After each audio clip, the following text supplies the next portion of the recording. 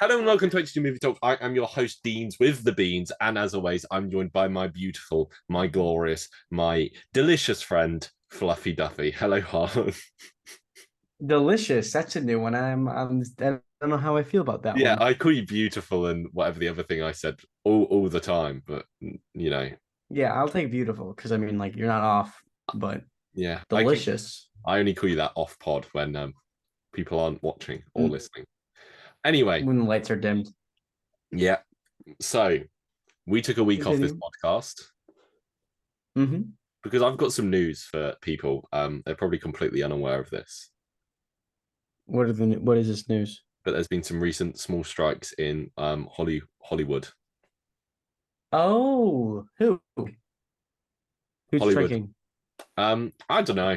No, I'm kidding. Um, No, it we're both very aware.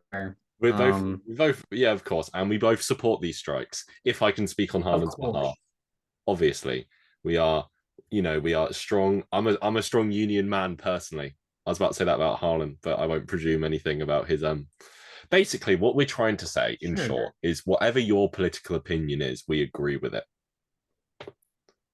It's like you right now, the listener, no, whatever you're thinking your political opinion is, we agree. We think you're right.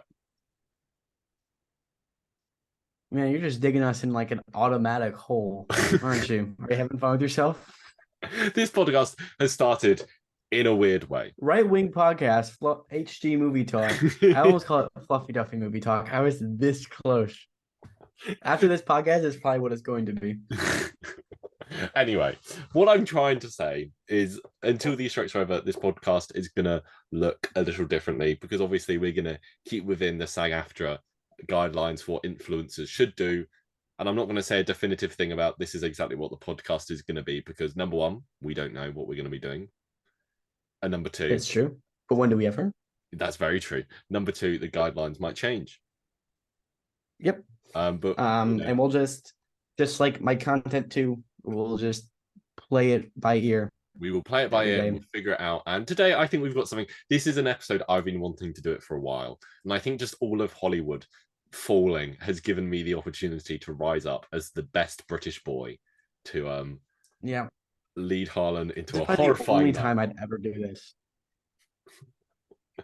So do you Basically, want to let's just yeah. introduce. So we're here talking about Doctor Who because that's BBC. All that stuff is completely outside of the unions and all of that because it's British.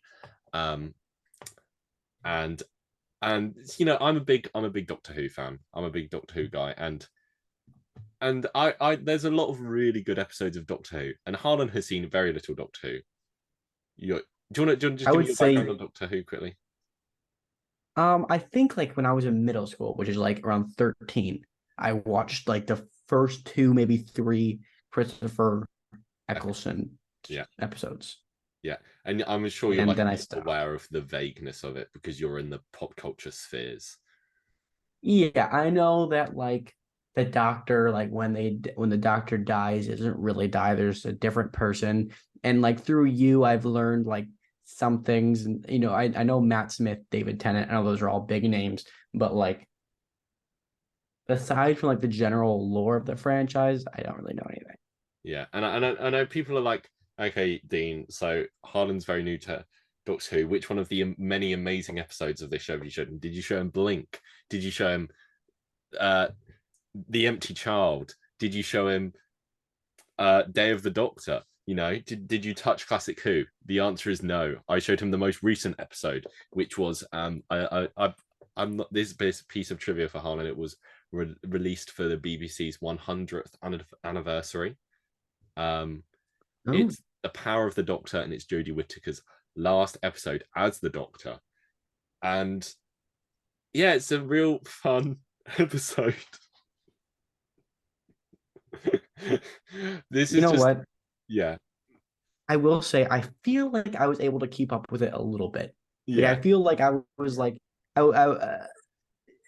if I didn't know anything about the doctor, I'd be very confused. But yeah. I mean, I'm not 100% sure why Rasputin was there, but whatever. We'll We'll get into the we'll go specifics with it. because honestly, I watched this episode when it came out, and then I rewatched it for this, obviously. and I was lost at some bits because I was like half watching it, and I was like, it's just so much, and I'm gonna get into my thoughts on just various Doctor Who things. But first, I just want to tell you a quick story about why I chose to do this for this episode in Okay. particular. So this episode came out in October, I believe. It was near the end of October 2022, and I was watching it in my house with podcast superstar Will, and at the same time, another one of our housemates, Anna, was there, and she sat down and she watched this episode, and she has seen less of Doctor Who than Harlan has, and Oh, none of it made any sense to her at all. And she was just did asking you us. know like She what? like Okay, sorry, continue. yeah, I'm sure she understood probably as much of the vagueness as you do, like maybe a little more, maybe a little less, I don't know. But like she just had so many questions, which is like this isn't uncommon. Like Will and I will put on something nerdy and then she'll sit down and ask so many questions. Like she just watched a random episode of Rings of Power with us. She was like, what's going on? What is this? But yeah, and then I was watching it and I was like, I know I was thinking about it, and like I don't know if I would have realized how absolutely bizarre this episode would be to an outsider if I didn't have an outsider there. So then I thought I'll get Harlan to watch this and we can talk about it. There's a lot of stuff to talk about. Yeah. Just give me your overall thoughts. Should we just start at the beginning? Do you want to give me your overall thoughts first? Just like your opinion. You know, like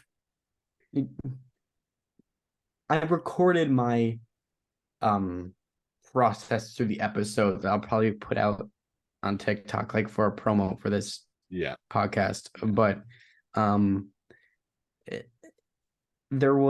it kind of felt like I started a movie halfway into the third act. Yeah, I kind of get that.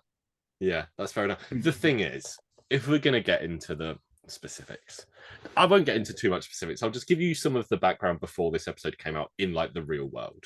And I would have told you this. So the showrunner during Jodie Whittaker's entire run as the Doctor is this guy called Chris Chibnall. And I think he's a bad writer, and I think he did bad stuff with Doctor Who. So he introduced certain plot points like the Timeless Child and all these other things, which really like completely changed Doctor Who lore and like completely retcons like the Doctor's origin and all of that thing. But then he kind of left it really vague at the end, and he was like, and I'm going to answer this in the future.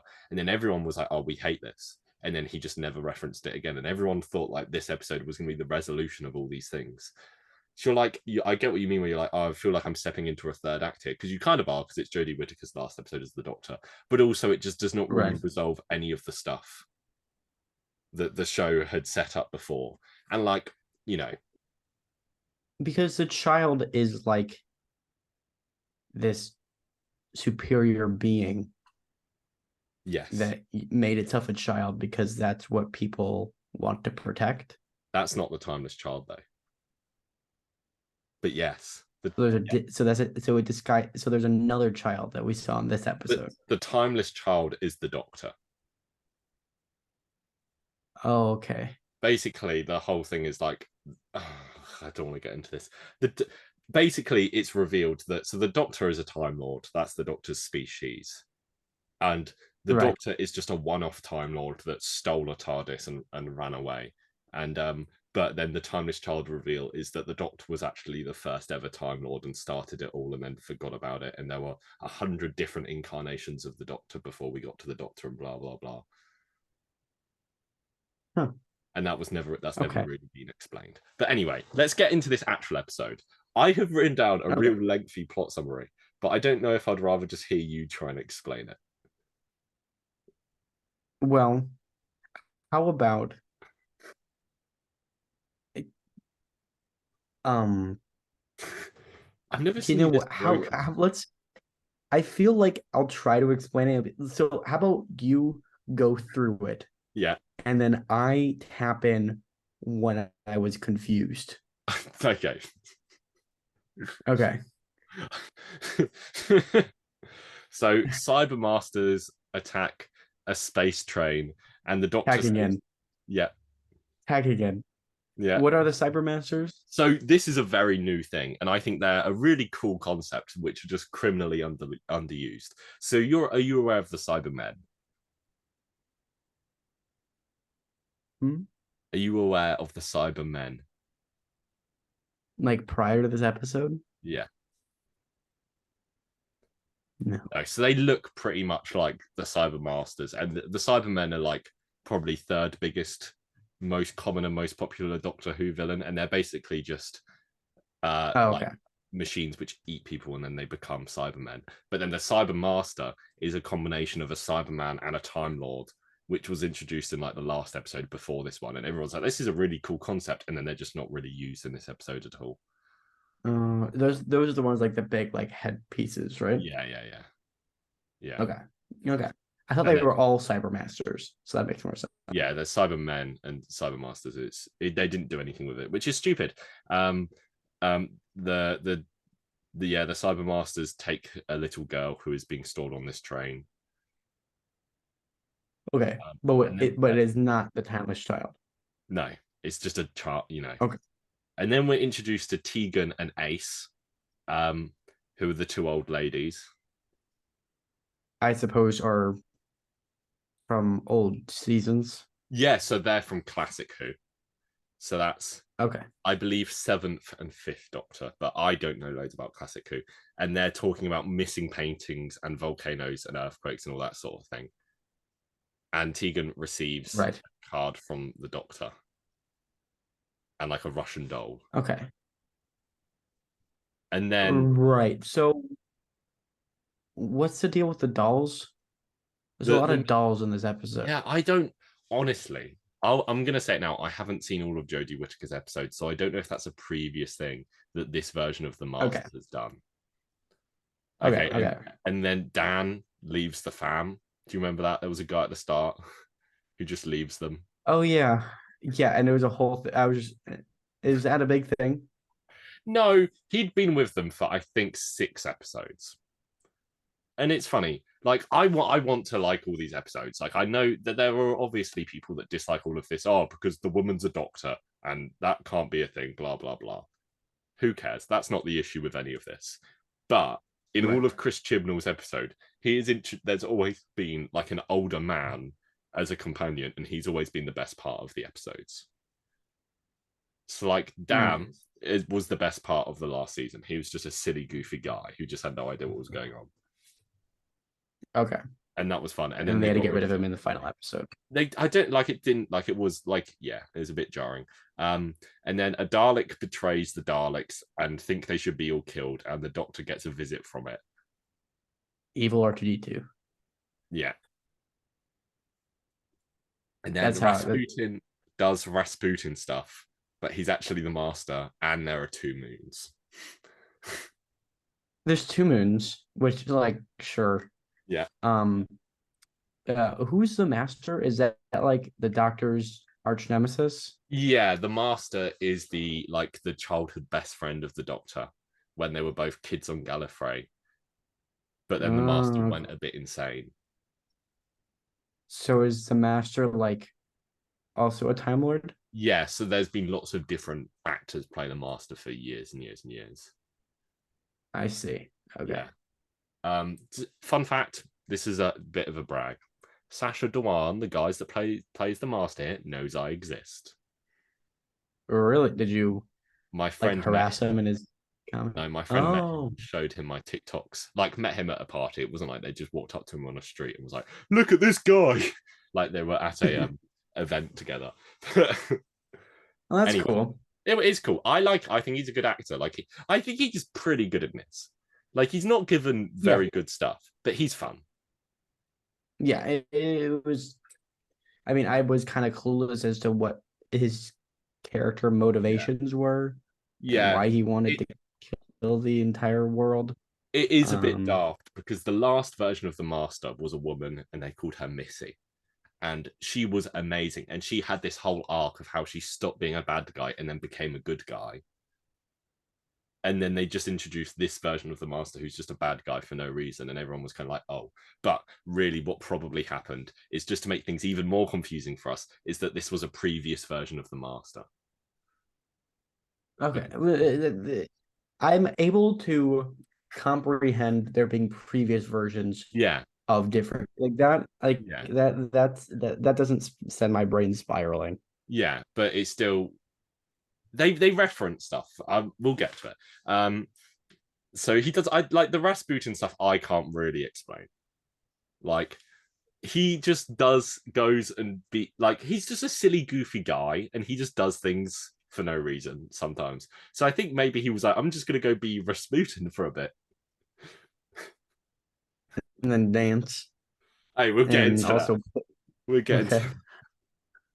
okay. Above 1916, you're really having a breakdown about this. Well, there's one part coming up where I did lose my mind while watching it, just Okay. because I was so lost. Yeah, above 1916 Earth, there is a cyber planet with a ball of living energy there. Yep. Yeah, I can't explain that to you either. And then the Doctor goes to modern day Unit. Unit is like Shield. I don't know if you picked that up. Yeah, I've got it figured. Yeah, they're basically just Shield, and they talk about all these paintings which the Rasputin's face has been put on. That's when I was laughing hysterically I think when that was happening. yeah, it's kind of like he's just been leaving clues for the Doctor. I think that's a bit of a master thing to do, but it's just so like there's no they just don't really dwell on it, and that's the issue of this episode overall is they don't dwell on everything, and they're like, okay, next thing, this happens, and then Yeah. you know, and When then I saw Rasputin's face on the Mona Lisa, I kind of lost my mind. no, I But liked let's the one. Do you know continue. the what's it called, like the screaming one? Oh, I'm not even gonna try to. I don't remember who painted that. If I'm Yeah, being but 100% that was honest. funny. Anyway, Rasputin Martin has replaced all paintings with Rasputin paintings. The Doctor meets this bit confuses me. The Doctor meets the Master in the modern day as a lecturer with a bunch of shrunk students. So at the moment, I think we've got two versions of the Master running, and I don't know which one came before which one. You know, because you have Yeah, the clean shaven one, and then you have the Rasputin one. Anyway, but he's all like, "Oh, you're gonna die today, doctors. You should run away." Blah blah blah, and then he gets arrested and taken to unit. is Um, it like does the master never age? the doctor doesn't really age. So like in theory, could the master have been Rasputin and then like just been him this entire time? Yeah, yeah, yeah. Mm. Apart from the fact that like he's an Indian man, like I think we would have known if Rasputin was an Indian Right. man. That's just my instinct, you know. Anyway, It's a it's a sound theory. yeah. Anyway, um, and then this is the scene I was going to talk about. The Master has a joke with Tegan and Ace when he gets arrested into unit, and he's like, "Oh, how's your auntie?" Because he killed her auntie. And then the other one goes, "Last Oh. time I saw you, you were a cat," and that's because he merged his DNA with cat DNA. Um, the Yeah, 80s was a I weird time. Okay, okay. like that happened in the 80s. So I can't comment. Um, and then there's this scene between Yaz, who's the companion, and the Doctor, where she complains about not being told stuff that doesn't really Right. amount to anything. Then the Doctor meets a rogue Dalek inside a volcano where Daleks are doing volcano stuff. And Right. then Why? Okay. Yeah. yeah, and then I don't know why the Daleks are doing like it's such an un-Dalek thing to do. Um, like Daleks don't believe in subtlety. They just like the only emotion a Dalek feels is hate, in theory. Mm. And then the Cybermen invade unit, um, including do you know like the one damaged Cyberman? Yeah, that one looks cool. He was from a previous episode of this series, which is supposed to be like the best episode of Jodie Whittaker, where he's killed at the end of it, and then he's like, "Oh, I'm glad I cloned you," and it's just stupid. Um, and Mm. then the Master escapes, and then the Daleks surround the Doctor, but she's saved by the traitor Dalek, who is then killed. And then the Doctor is captured and put inside the dead traitor Dalek. And then the Doctor is Rasputin Master with a bunch of Cybermen and Daleks and Cyber Masters. And then I wrote down Rasputin dance time, baby. They like So what happened? they in this just bit? probably had to Just do that paint the because they're picture. like, we have to have this song in here. Yeah. So what happened? After the dance or during the dance? Just explain that scene to the listeners who might not have seen it. Well, so Jodie Whittaker is like stuck in this Dalek. Yeah. And I feel like I remember I was like so taken aback while watching it. I don't know if I remember it correctly. Yeah. Um, but something else is happening while this is happening, right? There's like another thing going on, or is he just dancing? I It's think he's like just he's dancing. like popping He's in like and out of turning frame. the cyber planet is giving it energy into the building, I think. While Right. And had he dropped the ball yet about what his plan was? no. Okay. That's a whole other thing. Um, but he just dances in front of Jodie Whittaker for like a good 90 seconds. Can I tell you what was happening here? Sure. So back during the 10th Doctor's time, season 3, there was a guy called John Sim who played the Doctor. And he was very good at the Doctor. And he was kind of what this guy's trying to be, where he was like unhinged and unpredictable, but like it worked a lot better than this did. And like it was Mm. kind of like it was closer to Heath Ledger Joker than whatever this guy's doing. Um, but there's a scene where the Doctor is locked up in a cage, and then on like a massive airship while the Master was king of the world, pretty much like he controlled the Earth. Um, and then he comes onto the ship while the Doctor's in the cage, and they start playing this song called "I Can't Decide," and it's like it's this lyrics are "I can't decide whether you should live or die," and it is like quite a poppy song, and he does like a little strut and a little dance around the room to this song, like singing it to the Doctor, and like it's a fun scene, and I think it does really work in that episode. And then I think Chris Chibnall was just watching our Master stuff, and he was like, "We should give him a silly dance." So they were like, "He's Rasputin. Let's make him dance to Rasputin." I'm not going to lie to you. I'm going to be 100% honest. The first time I watched this episode, I was just hating all of it up to this point because I think literally everything up to this point in the episode was just exposition. Yeah. Like it was just all exposition up to this point. And then I think this scene just switched, like flicked a switch in my brain. And I was like, this is so stupid and silly. And then I just enjoyed the rest of the episode. The first time I That's watched good. it. You know what? It's a good mind switch because like you could either like for Morbius, Yeah. right? The same thing happened in Morbius. Yeah. That switch was there when Matt Smith starts dancing Yeah. when he gets it. Like you could have switched But you don't. and going like it's silly goofy mode, but Morbius was too foul for you. Exactly. Yeah, exactly. And yeah, and this time I watched it, like I knew it was coming, and I did enjoy the dancing. Like obviously it's stupid and it's dumb, but I enjoyed it. There's one bit which I really enjoy. I don't know if you caught it. There's one shot where a Dalek and a Cyberman just look at each other, and they're like, "What?" And then they just look back into the center, and I'm like, "That's really funny."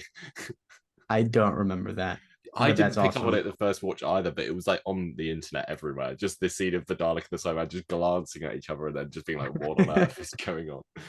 Um, I should That's also good. say the fact that the Daleks and the Cybermen and the Master are all working together is like a humongous deal.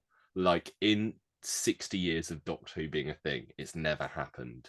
And the Daleks and the Cybermen are sworn enemies, and then the Master doesn't work with anyone. And in this episode, they all just work together, and I'm like, what is going on right now? From somebody who hasn't seen the show really ever, Yeah. that it did not feel like that was a huge deal. Well, it's the thing because it's not a huge deal in the episode, but they've never worked. Like the Cybermen and the Daleks are sworn enemies, and yeah, the Master, yeah, like they don't work together. But in this, they kind of like in this, Weird. the Daleks don't do anything. Like this, it's such a We'll get to the Daleks because there's some bits I enjoy. Anyway, what's the Master's plan? So the master's plan is to do a forced regeneration Yeah, whatever. Yeah, and become the doctor yeah, and then make the Doctor hated on Yeah, Earth, yeah, and then destroy Earth yeah, to be run by the Daleks and the Cybermen. something like that. Is it, like I And then he's the don't Doctor. I forced regeneration is a thing, but like it's not like a swap body thing. Is it like and I like as a plot device, it's fine. You know, it's not like I'm not like, oh, they've introduced this new science thing that doesn't make any sense. That is like what Doctor Who is. And like I do, to be fair, I think I quite like this part of the episode. Like it is all very rushed. But when he's walking around pretending to be the Doctor, I'm like, this is a bit of fun. Especially when he's in the same Jodie Whittaker costume. Yeah. I liked it when he got changed So, like he got changed into like all different Doctor outfits. the only thing I noticed from that was the scarf, because like the scarf is kind of an iconic Yeah. So he was Doctor very Who yeah. character. Did you not think about like the celery or the recorder? The recorder, I think what the recorder comes in at like the last third of the show, Yeah. right? And at that point, I was just kind of like, fair enough. The man plays the recorder. He But the just salary, I don't think I even really noticed. yeah. I probably just assumed that was a British thing. No, yeah. That's just previous Doctor things. Anyway, so uh at the same time, Ace and Tegan decide they must parachute from unit building as it's going into lockdown. And then the Master Doctor guy takes the TARDIS for a spin in a sick wardrobe change. And then Yaz escapes in the TARDIS and the Master recorders up the place. Do you remember when he's left on that planet? He Yep. just pulls out the recorder and just starts going for a little jam. Yep. Starts jamming out. And then the Doctor is in her mind or heaven or something. I don't know, and meets herself. Was that a cool sequence? It was I like I liked it. No. It's fun to watch because all these doctors, there's one, two, three, four of them who you haven't seen in probably 30 years in the show. Mm-hmm. And like obviously that's fun. And I have a list of all the doctors that appear in this episode. So there's David Bradley, who's the older guy, who's the first guy appears. He's supposed to be the first Doctor. I think you can guess the first Doctor is dead. The guy who played him, William Hartnell, died. Oh, But okay. recently, David Bradley has played him in a few episodes. So he has appeared since. So Oh, like okay. it's like a recast type thing. David Bradley is Filch in Harry Potter. Do you know the Really? caretaker? The yeah. How I did not recognize You him. would not recognize him. It is a bit of a crazy one. So in this, you get David Bradley as the first Doctor, Pete Davison as the fifth Doctor, Colin Baker as the sixth Doctor, and Paul McGann as the eighth Doctor, and Sylvester McCoy as the seventh. So you get 1, 5, 6, 7, 8, which is fun. Mm-hmm. And like they don't have the loads to do, but they have the little bit where I don't know if you remember where the Paul McGann, the eighth Doctor, is like, oh, I don't do robes. Yes, I do I'm like, remember that. yeah, that's a bit of fun, and that's like a bit in character for him. He's the guy who only played the Doctor in the Doctor Who movie. Oh, interesting. That he only played the Doctor in the Doctor Who movie, and then he returned for this. Oh, so he only had 2 appearances as He's done a Doctor lot Who. of audio dramas, but Doctor Who is crazy on audio dramas. I haven't listened to a single one, but yeah, that he's only had 2 appearances, the movie and this. Oh, and he has he's in a short, he's in a 10-minute episode that was released for the 50th anniversary, which is actually very good. So he's had 3 appearances technically. Also, another fun fact for you, I don't know if you know, Pete Davison appears here. He's the fifth Doctor. He's David Tennant's father-in-law. Really? So David Tennant's That is wife, very interesting. Georgia Tennant, is the daughter of one of the previous Doctors. That is wild. Yeah. I So knew her that. dad and her husband played the same character. I think I did fun facts on David Tennant. I learned about that. I asked you for fun facts about David Tennant, and Yeah, that's the classic one. Like that's I it. know every Doctor Who fan does know that. Like you're not gonna Mm. surprise anyone with that. But I think it's a really cool detail. I think it's quite sweet that they're both the Doctor, and then and Yeah. also and also in an episode of Doctor Who, she plays the Doctor's daughter. So she's the Doctor's Mm. daughter, the Doctor's wife, and it's yeah, whatever. Anyway, there's so much going on. Yeah, so the Doctor has this scene in the. What did you think of the scene in the mind? In the mind? The scenes in the Doctor's mind where she's talking to Oh, him. in the mind. It I thought it was cool. The effects they did with swapping between the doctors Yeah, was cool, yeah, but I was kind of like, uh, I was like, this. I would be really cool if I knew who these people were, yeah. It's like watching and Avengers Endgame it, first.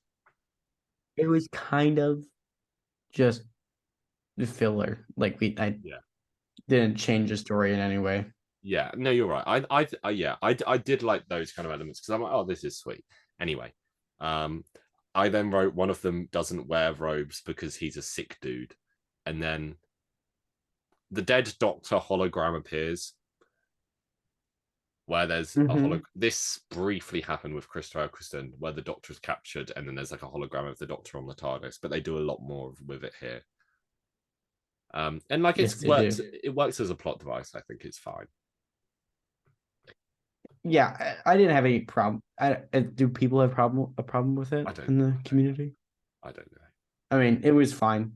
I thought it was interesting how like when the hologram was having more character beats, they like kind of turned down the hologram effect to Yeah, make yeah, it seem yeah. like more of a person. And then as soon as they realized people might confuse it as a real person, they dialed it back up. Very Which I true. just thought was Like this interesting. episode does have a lot of like bad effects, but you can't insult Doctor Who for that because that is part of the charm.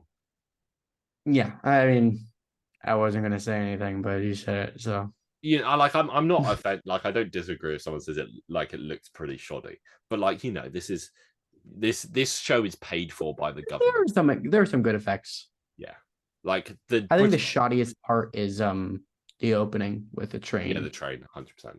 Um, the this show is paid for by taxpayers in the UK. So, Oh, okay. But now it's gonna be paid by Disney. but yeah, partially. Oh, well, I say partially, probably a lot. Uh, anyway, so Yaz picks up a pilot guy. So she picks up the pilot guy who crash landed on Cyber Planet. Who is this man? I'm gonna be honest, I don't remember his deal. He appears in a few episodes, I was so lost as to his entire but he's just idea. Like, there. why is he in the past?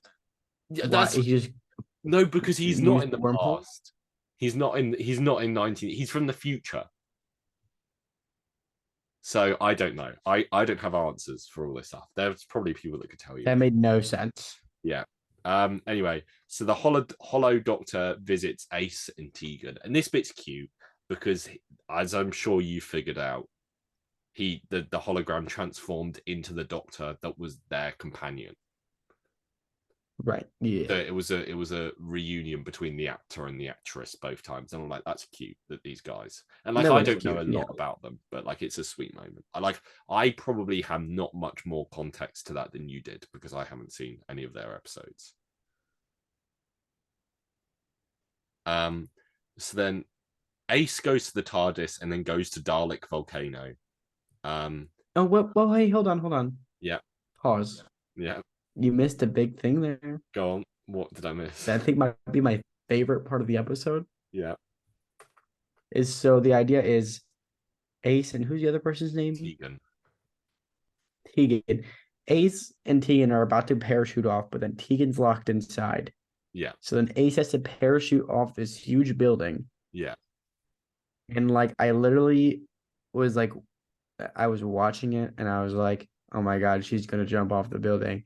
And she does. And I'm like, oh my God, she's parachuting off the building. And then the TARDIS came in and I lost my mind.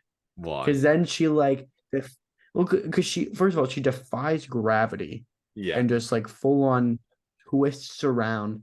And yeah, like, I was just when she said, because they pull up the parachutes like 20 minutes prior, and I was like, there's no way. And I was waiting for this parachuting scene for this like 70-year-old woman yeah, just to jump off a building that's like your buildings, you got some big buildings, but yeah. No, you they're not can't. very You tall. can't parachute off any building. I'm sure. Like Yeah. And you're so not I going to was get like, enough distance from the building. so this was probably my most hyped up moment in Yeah. the entire episode. And then the TARDIS came in and I was very pleased by that moment. I think if you asked any Doctor Who fan, they would be able to predict what's about to happen at that point. Because I don't know, it's become a thing in recent years of people jumping off like spaceships or stuff like that and landing in the TARDIS, which is like parked sideways. And like it's kind of, and normally like they don't land in the, like when I remember, I think probably the first time it happened was with a character called River Song, and she landed in the swimming pool, which is in another room in the TARDIS. And that one makes a bit more sense rather than just doing a real sick twist and then landing. Not even like she like floats under the floor. Yeah, It was yeah, it's that weird. was awesome. It is funny. But anyways, continue. I Yeah, just so needed then to she goes. reminisce about This is that my bit. we're now getting immediately to my favorite part of the episode. The first time I watched it, Will and I laughed so hard at. She's on Volcano Island. She's about to get killed by a Dalek, and then the Dalek gets destroyed, and then there's just a random. I'm sure to you, there was just this random old guy there. Yeah. Who was that dude? He just said what? He's like in a volcano explorer. Is that Yeah, what I he know. was? It doesn't make any sense. He is. He is. Do you know when I said everyone's favorite part of this show has been the old man companion they've put with Jodie Whittaker? Yeah. He was the guy before the other guy. Oh, okay. So when Jodie Whittaker was first introduced, he was traveling around with the Doctor uh with his stepson. I think Ryan is. So it was Yaz, who's the woman in this episode, him, and then the stepson. And he's like, he's not a big name. He's a comedian. He's a quiz show host in the UK. Like he's a popular guy. I've met him in real life. He was nice. I met him in Birmingham, and he's like everyone's favorite part, just because he's a cute guy. And then he just kills the Dalek, and he's there. And Will and I were like, "Whoa, what's he doing?" And they never really explain why he's in the volcano. No, I was lost. But it's good But fun. It's good fun. sure. And then these two just go around destroying Daleks together, and yeah, It's Daleks are like so easily killed in this episode. They're like, I don't know. a lot of this episode is spent on this Ace character, right? Yeah, Why? yeah, I don't know. Okay. Yeah. But what happens after this? So I just want to say quickly, in theory, one Dalek should be able to kill like an entire army. That's Oh, all I wanted to say. but what about a 70-year-old lady in a bomber jacket? What about one of those? It just doesn't make any sense. Anyway, And so an then old game show host. the fugitive Doctor, which is the Black Lady, arrives to where the Master Doctor is, and it's all like, "Oh, you forgot about me, love." But it's actually just the Hollow Doctor, and all the Cyber Masters kill each other. Yep. They do that, don't they? I like her plan was, okay, I'll walk in, pretend to be someone else, and then they'll all shoot me, but they all will be standing in a perfect formation around me, so they'll actually all shoot each other to death. Geometry, trigonometry at its best. I also feel like I need to give context for who the Black Lady is. Yeah, I don't know who that is. She's called the Fugitive Doctor. And she's introduced as a previous version of the Doctor. Okay. And like she was introduced during Jodie Whittaker's time as the Doctor, so she's a Chris Chibnall edition. And people have worked it out, and there is physically no time in the Doctor's timeline where she could fit.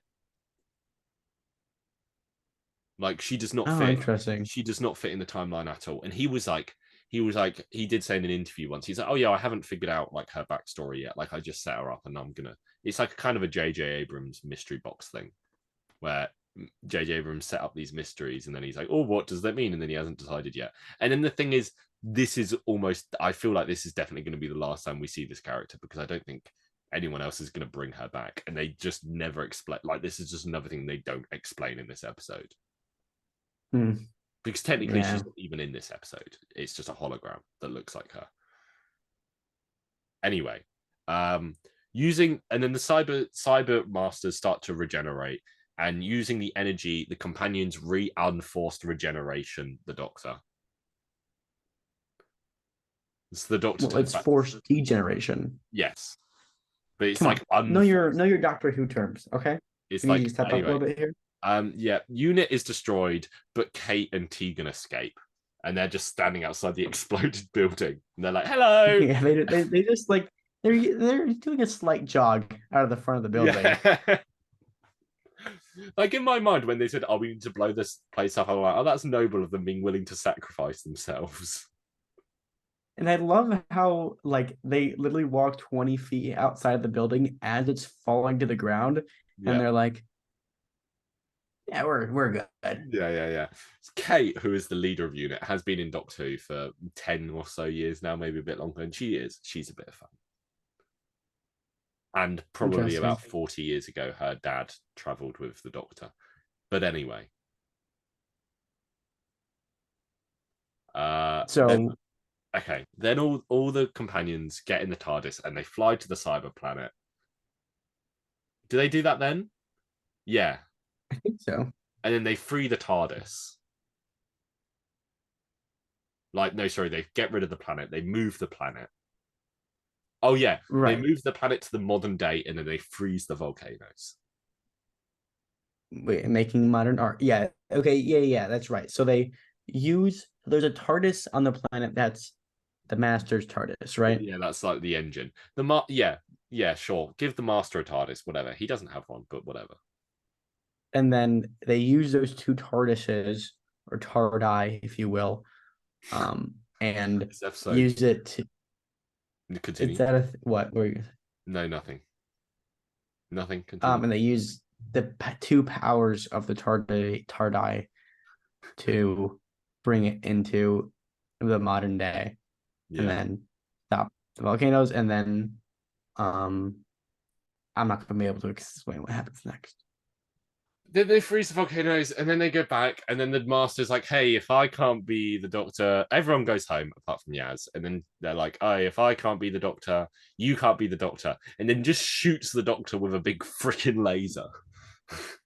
Well, right, because they set the thing that was once a child that is now Oh, yeah, like the living energy. Yeah. the living energy. So the Doctor's like, go ahead, I'll let you be free, but destroy this planet first. That's what she says. Yeah. That actually sounds exactly like her, and it's kind of That was pretty good. And then yeah. I think people like, that watched this episode when it came out are going to be lost with this explanation of the plot because this episode makes no sense. It doesn't. Like, I think we did a pretty good job going through what happened. Yeah, but it just doesn't make sense. sense. Anyway, so then she gets hit by a big laser, but it's like Cyclops in the X-Men laser because it doesn't kill her. It doesn't like tear her body even like apart. singe her clothes. No, but she's dying anyway. Like it killed her. And then she's like, "Hey Yaz, where do you want to go for one last little jaunt?" And then they go get ice cream, and then she doesn't say bye, and then she steps onto a cliff, and then she regenerates. It's a cool shot of them eating ice cream and looking at Earth, though. Yeah, it's cool. It looks cool. And then she regenerates into David Tennant's Doctor. So getting back to how we started this episode with my little story about Anna. Yeah. Hannah doesn't know anything about Doctor Who, but even she was freaking out at this scene because this was before it was announced that David Tennant was back. So I'm sure it wasn't a surprise for you. But she was like, "What's going on? Whoa!" And we were all freaking out, and it was a nice moment because we were like, "This is sick." And then I was like, "Wow, maybe that episode was good just because they tricked me with a real good reveal at the end." Yeah, I imagine that it would literally be like literally Tobey Maguire appearing at the end of Spider-Man 4. Yeah, but you just have And like no that's just like. him though. Yeah, you have less of a chance knowing like. But yeah, it's like Tobey Yeah. Maguire stepping out of Portal in No Way Home, but you just know even less that that's what's about to happen. Yeah, like if that wasn't the plan at all. Yeah, that was like So in the post-credit scene for Far From Home. because they had already announced a new Doctor, right? Yes, so they said Ncuti Gat was going to be the Doctor.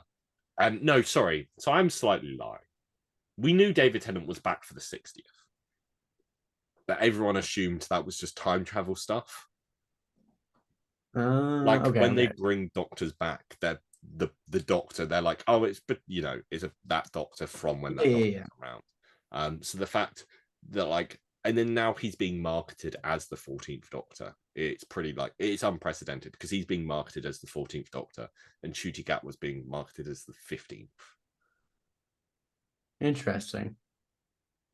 But anyway, it's still a Okay. dumb way for her to die. It is. It's so. Well, how did the last one die? I was going to say, do you want to hear a list of every Doctor regeneration and why they did it? Sure. There are some silly ones, but I think this one is just stupid. I'm just going to Google what killed every Doctor.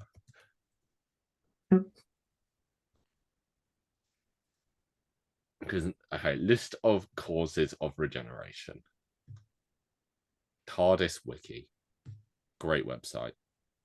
Okay, so the first Doctor, he died of old age. Okay. Second Doctor, forced regeneration. Third Doctor, radiation poisoning. Okay. Fourth Doctor fell off a telescope tower. Okay. Seventh Doctor got like a disease and died. Oh no, sorry, he was gunned down by Nazis. Oh, yeah, that's very different from what you just said. Yeah. Eighth Doctor, his spaceship crash landed. That'll do it.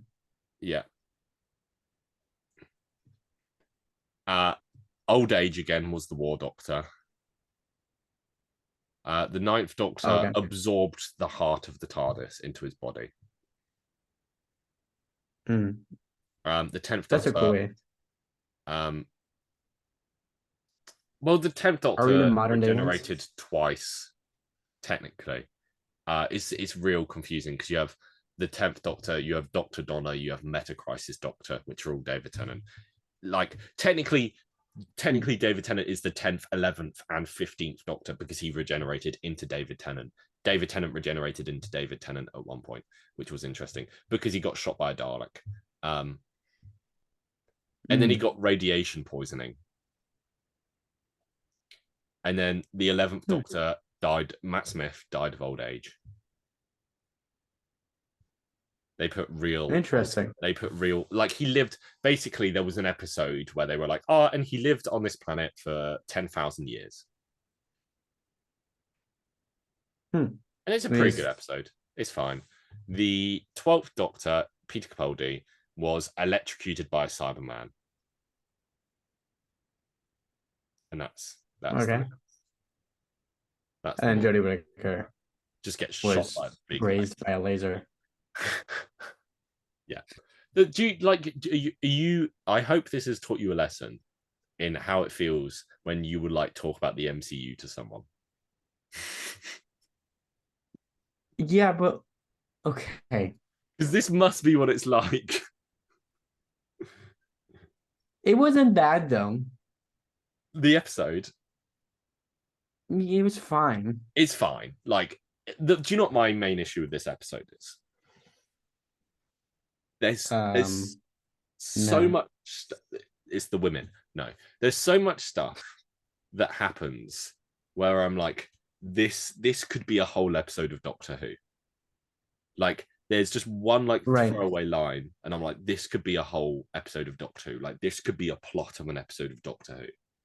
And it's just like 10. Do you Right. want I made a list of everything that could be a plot of an episode of Doctor Who that's in this episode. So number one, the Rasputin Master. That could be a whole episode.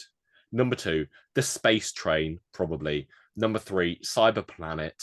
Number four, Living Energy. Number five, Cyber Masters. Number six, the Dalek Traitor. That doesn't happen. The number seven, the Shrunk Students, whatever that was about. Mm-hmm. Number eight, Ace and Tegan are back. Number nine, there's a throwaway line about how the Master digests Cyberion, and I'm not going to get into that, but it's a whole thing. And then number 10, the Cyber Dalek Master team up is pretty wild. And then number 11, the Master force regenerates the Doctor. So yeah, it is really like in that putting in that way, that looking at it that way, this is like 11 episodes shoved into one. You could easily make an episode about any of those 11 things, I think. So like this is arguably like this is an entire season Yeah. of a show. Yeah. It's so much stuff goes on and it's so quick. And I think that works. If this episode was slower, I don't think I would enjoy it as much because I'd think about what was going on and not like it. And none of it would make any sense. Yeah, that's fair. But I don't particularly like this episode, and I'm glad Chris Chibnall's gone. Bye, Chris. Who is it now? It's the Russell T Davies, who's the guy who did it for Christopher Eccleston and David Tennant. He's back.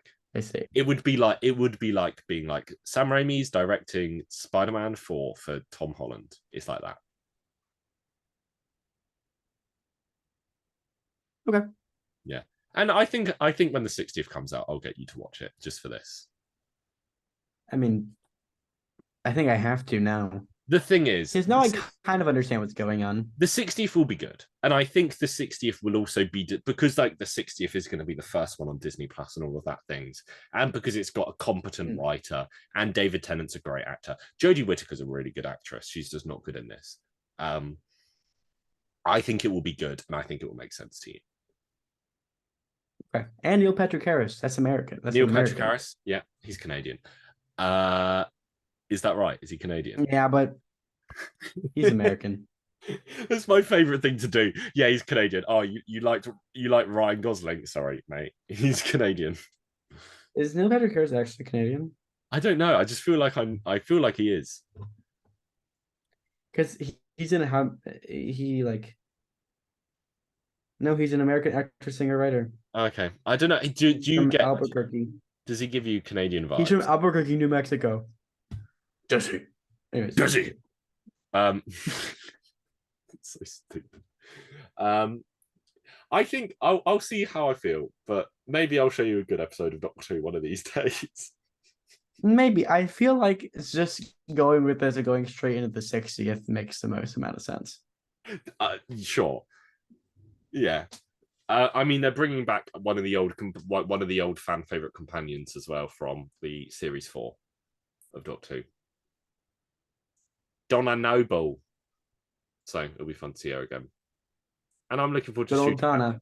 Yeah. Do you think so we have 3 episodes of the 60th anniversary, and then we've got the new series, which is going to be Shooty's series. Do you think you'll give that one a go?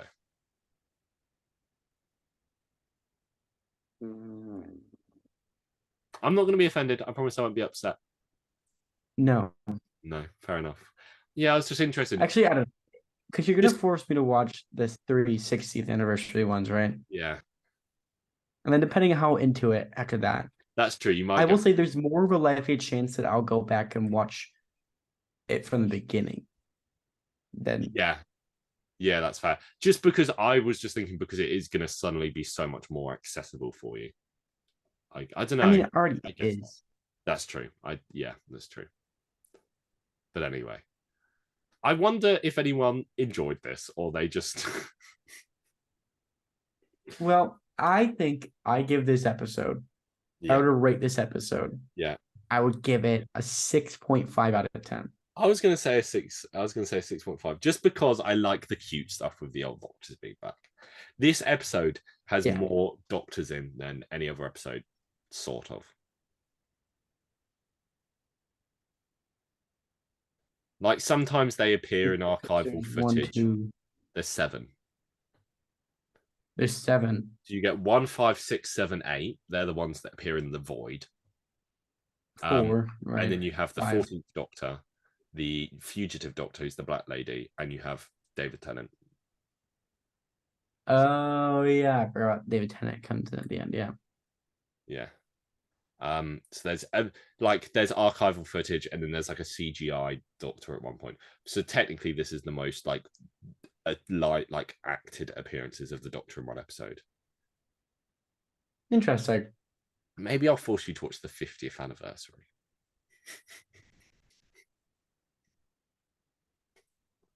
Okay. See, the only way you can get out this is if you think of pod content during strike time. Yeah, I'm gonna need the writers and screen actors to You're just gonna go hey, raise hey the money Bobby, and pay hey them Mr. yourself. Bobby Iger, can you Hey, I really don't can want you to watch. just stop? The 50th anniversary is very good. But anyway, we've talked enough about Doctor Who. Before we finish, I do have one more update about what's happening to this podcast during the strike, and it's something we've had lengthy conversations about. Okay. He's like, okay, is it because we have had these lengthy conversations. When we do our patented Italian accent every episode to support the strike, we're not going to be doing an impression of actor Jared Leto.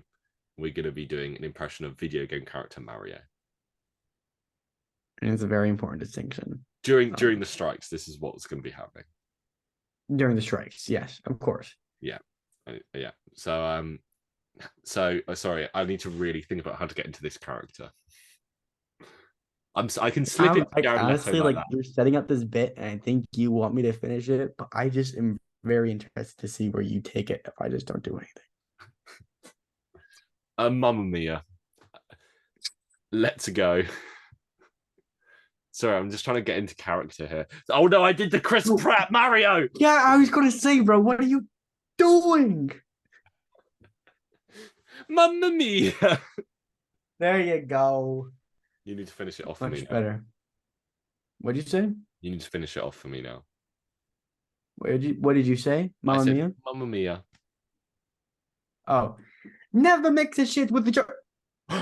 No! We broke the strike. That was such scab behavior. Sorry, that was a joke. I got confused. Yeah. Anyway, thanks everyone for listening to whatever this was. I feel like we really lost our minds. Oh, can I give a little tease before we finish to anyone who is somehow still listening to this? Are you okay? What kind of tease? There's one episode of this podcast that we've recorded pre-strike that we will not release until after strike, and it was a together episode. We were next to each other in the room Harlan is currently in. What did we talk about? I'll tell you afterwards, but it's a real fun episode. It took am I really bummed about what we talked about? No, it took 6 hours of preparation. But anyway, thanks for listening. We'll see you next week. Bye. Bye.